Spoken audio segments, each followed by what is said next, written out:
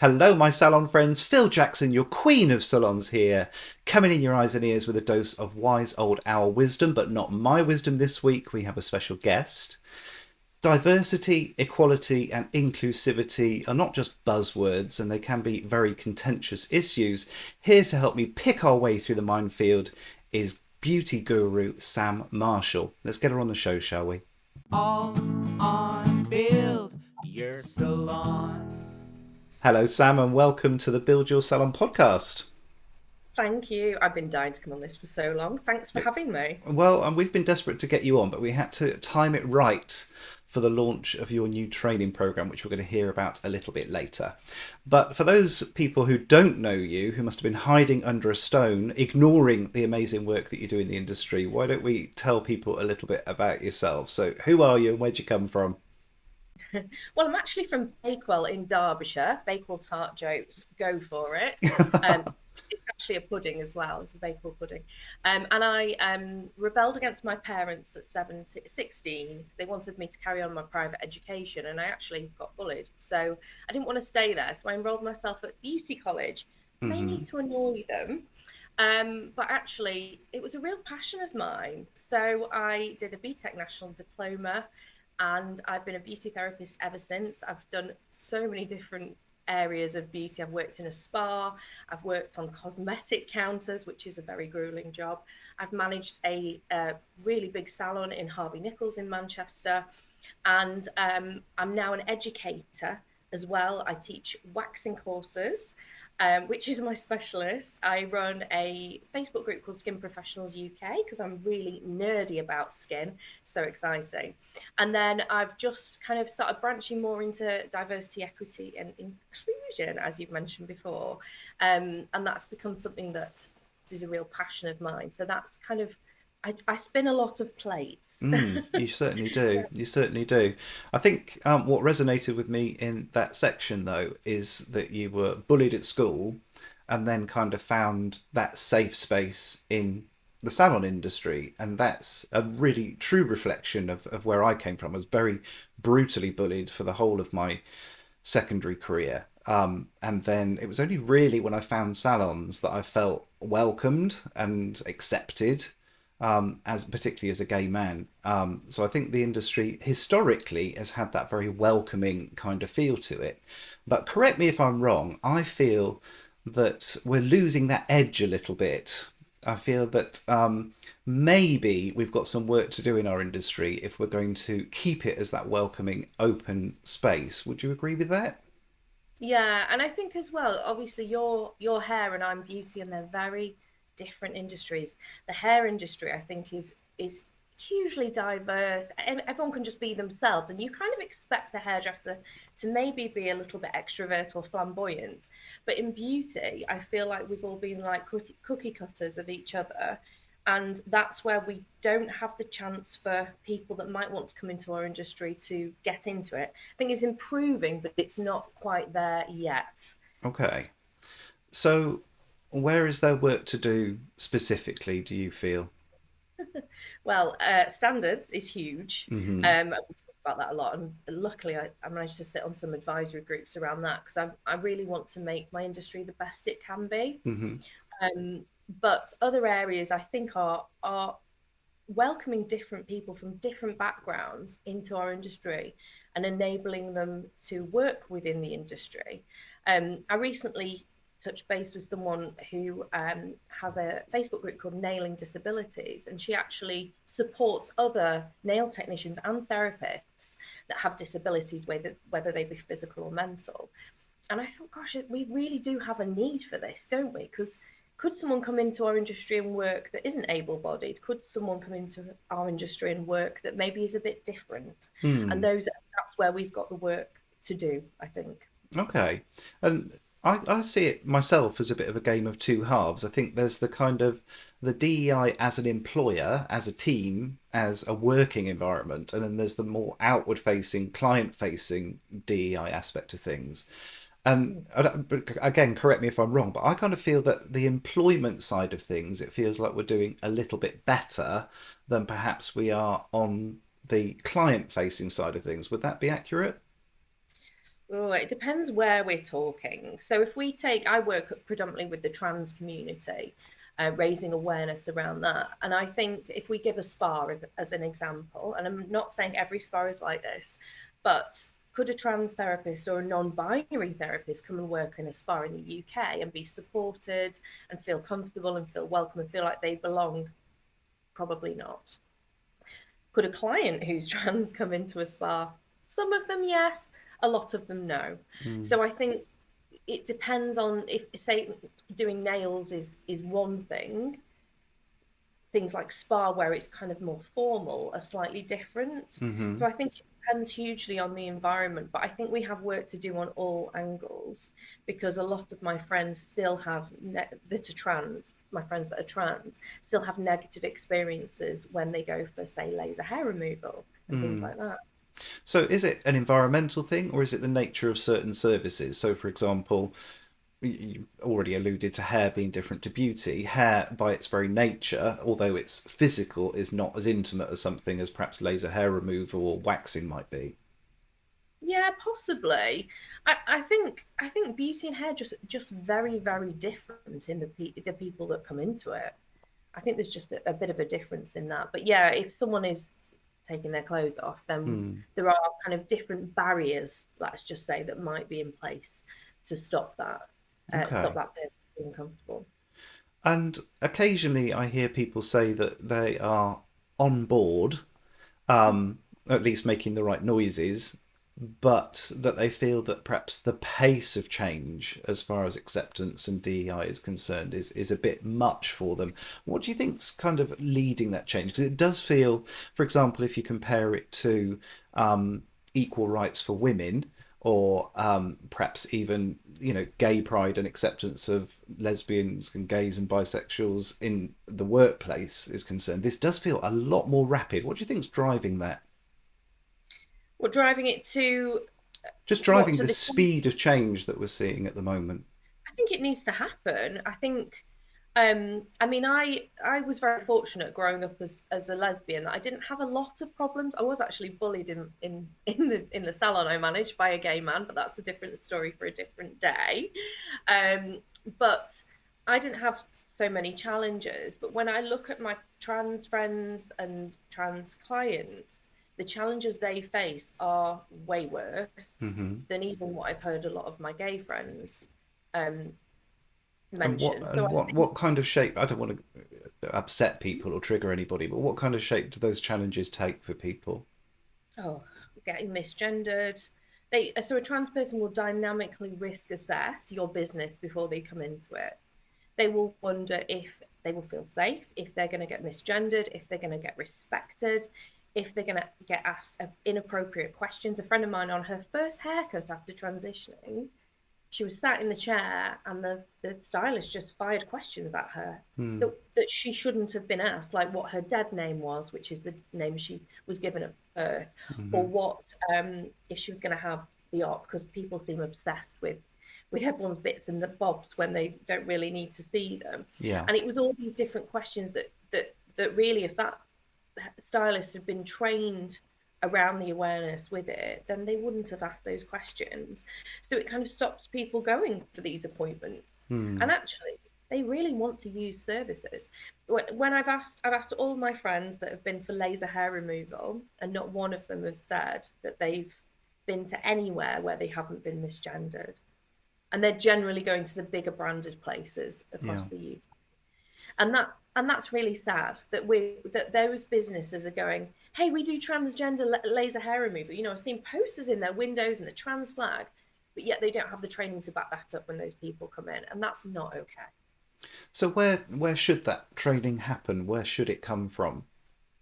I mean, I would love to see it in college courses, Hmm. but I do find if we're talking about younger learners, they don't need as much training around it because it's kind of normal for them Hmm. and their peers. But for those of us that, I'm in my 40s, and it was a new thing when I Hmm. 10 years ago I got introduced to the fact that people might not identify with the gender they were assigned at birth, and Hmm. I was like, okay, I need to get my head around this. Hmm. So I would love to see it at college, but what I have a lot is people coming into my inbox going, hey, I've got a trans client, I need to do your training. Hmm. And what really should happen is they should already be trained in it, because we don't, I'll use hair as another example. We don't wait for someone with type 4 hair to come in our business now. Hmm. Type 4 hair is taught in college courses, it's part of the curriculum. For me, with black skin, it should be covered in your college course. Hmm. So I think all those differences need to happen at the learning level. But Hmm. for those of us that learned 20 years ago, 30 years ago, we need to catch up. So that's where the training comes in. And that's why I developed the course, because there is a massive need for it. And I Hmm. would love in 10 years' time to look back and go, God, did I have to teach people that? Hmm. It would be good. Is there a difference between what we have to do legally and what you feel we should be doing as an industry, and potentially as a trailblazing industry? Let's face it, we've got the potential here to really lead the economy as far as these issues are concerned. Is there a difference between what we should be doing and what we have to do? Yeah, absolutely. So the law says that we're not allowed to discriminate against, victimize, bully, or harass, well, anyone in theory, Hmm. but there's nine protected characteristics. And the one that that trans means is actually it's called gender reassignment, which is terrible language, but I teach about that in my course. Hmm. So it's a protected characteristic, as races, as sex or gender is, as marriage or civil partnership. So if you're discriminating against someone because of that protected characteristic, then that is illegal and that does go against the law. But why would we do the bare minimum when, Hmm. well, I mean, gosh, if we were victimizing, harassing, or bullying someone because of their Hmm. gender identity, that would be horrendous. But we should want to welcome, try not to use the word should. I would like to think everyone in our industry wants to give the best service we can. Hmm. And we can do little small changes in our business to make sure that people from that community, which are facing horrendous challenges at the moment, and they probably will do for the next few years, then why wouldn't we do those things? Hmm. I think on a personal note, and I know we've had a conversation about this before, I think a lot of the time there's resistance because people feel that discrimination, particularly in the UK, is it's on the same sort of level as rudeness. It's just impolite to discriminate, and I don't think many people appreciate just how vicious discrimination can be when you're on the receiving end of it. Mm, And I think absolutely. if people knew what people had to go through, I think they would be a lot more willing to carve out some safe spaces in those people's worlds. Yeah, So absolutely. you very briefly touched on it. Is there a business benefit for getting to grips with it? If we were just talking cold hard cash, we don't necessarily want to do the right thing, but we want to make good money. Is there a business benefit for creating those safe spaces? There's loads of business benefits to incorporating the whole of diversity, equity, and inclusion. First of all, you're going to get more people using your business, because at the moment, if you're not creating that safe space, and people will look through your website and there's certain little things that they'll look for before they come to you, they're not going to use you anyway. Hmm. So imagine having a whole section of society not wanting to use your business because they don't feel comfortable. Hmm. So we can get them in. Then also there's something within the community which I only heard about recently called the whisper effect. And what happens is that I know you love that, don't you? I do. It's the trans community, they talk to each other. Hmm. And if they have bad service somewhere, they tell everybody. And if they have a safe space, they tell everybody. I get so many trans women coming to me now for their first ever eyebrow shape. Hmm. So many. And it's because on a forum somewhere, someone has shared that I'm quite Yeah. good at eyebrows, and I know the right things to say, and I Hmm. make that person feel welcome and safe. So absolutely. Okay, let's assume then that we've convinced people. Let's say that people want to start making the first steps into creating a safe space, into somewhere where they take DEI seriously. What simple things could people start looking at straight away? I would first of all look if you can make your service list gender free or gender neutral. We can You use get any give of me a those. couple of examples of that. Oh, so in hair, my partner actually got refused a haircut the other day at a barber's in London, because they said we don't cut women's hair. So Hmm. hair is hair. it grows out of a head. It doesn't Mm. really, the texture doesn't change if you're assigned male or female at birth. So having one price list and just charging by the style, the cut, the length, Mm-hmm. is really super easy. There's a great person to follow in the US. They're called Dress Code Project. And there's also Hair Has No Gender in the US as well. Jamie and I think the other person is called Kristen. Um, they're incredible people, great to follow. They have loads of hints and tips. So that's one thing. And then making your facilities gender neutral. I mean, we all Mm-hmm. usually have one washroom, bathroom, toilet, whatever we're calling it, wherever we're from in Mm-hmm. our business. Just, put a little symbol on it saying this welcomes all genders. And if you have Mm-hmm. two toilets, make them both gender neutral. Just make sure Mm. you put a sanitary bin in both of them, because trans men have their cycles still as well at the beginning of their journey. Mm-hmm. Um, and then the language you use as well. So I'm an admin on a couple of Facebook groups and I have my own. And if someone puts hi ladies, it actually makes me squirm, Mm. because how bad to assume that our whole industry in beauty is just women. And also, I mean, some of my mates who are guys are incredible beauty therapists. But also, we've got non binary folk as well. So we're not going to put ladies and gents. We're just going to put hi, everybody. Mm. Hey, can anyone help me? I try and stop using the word guys. But again, that's probably a conversation for another day, because that's got a whole Mm. thing behind it. Do you want me to go Yeah. into it or not? I think yeah, by all means you can. I have to say I am guilty of the guys.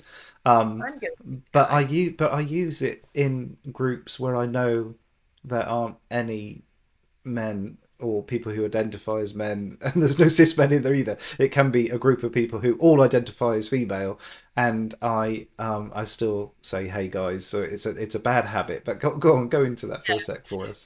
So the default for us to go is usually male, isn't it? So Mm. we've got mankind, we've got all different words that have always historically defaulted to male.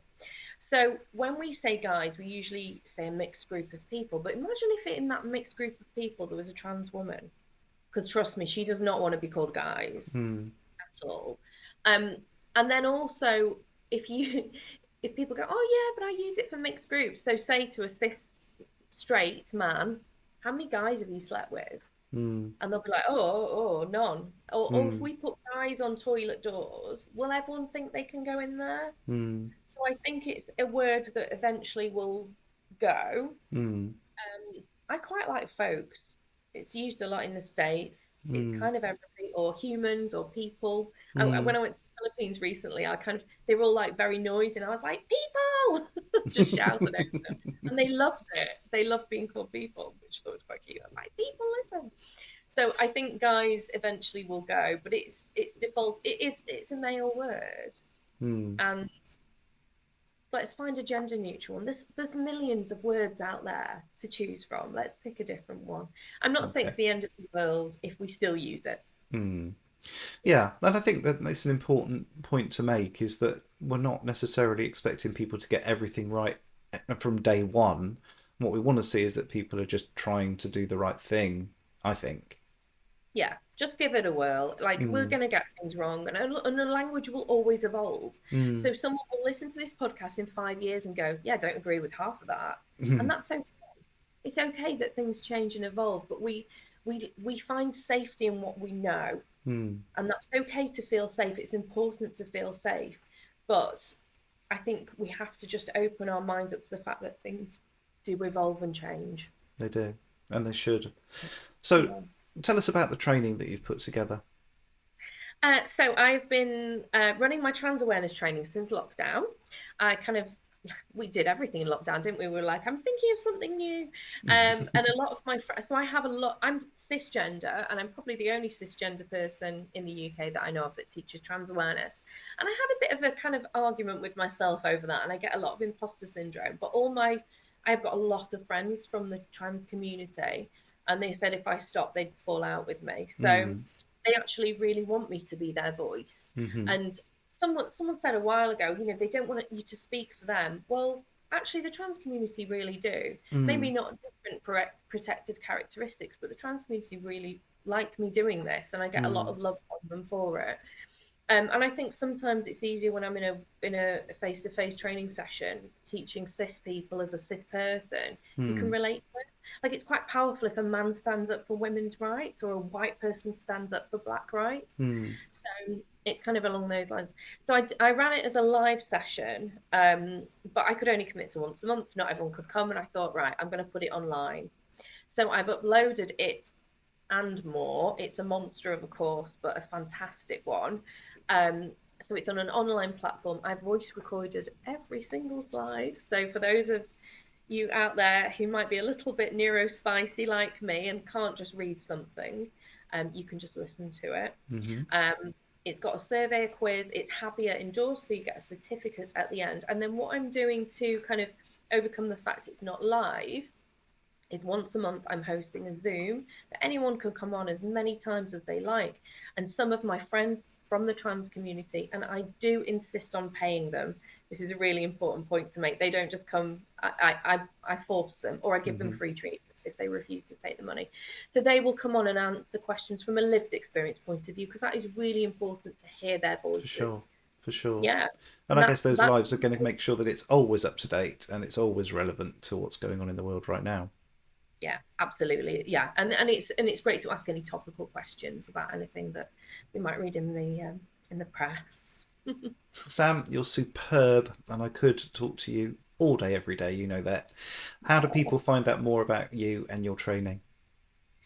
So if you are on Instagram, the easiest way actually is to follow me on my general Instagram that I use, which is Skin Guru Sam, because I can't manage 10 different Instagrams at once. And then on Facebook, it's Sam Marshall Education. Fantastic, and we'll put all of those links into Yeah, the show notes as well. Thank you so much for your time today. There is so much more that we could be covering, but I was really keen that people just get a little taste of how the industry could be shifting and could be improving in a really, really important direction. So thank you so much. you're welcome. Thank you. So there we have it, my interview with Sam Marshall. Come on, guys, you know that we could be doing an amazing job with DEI, and your Uncle Phil is here on bended knee begging you to get to grips with this fantastically important issue. Just 7 short days until I'm coming in your eyes and ears again. If you would like to guest on the Build Your Salon podcast, or you know somebody who will be amazing, my email address is phil@buildyoursalon.com. And until the next time, take care.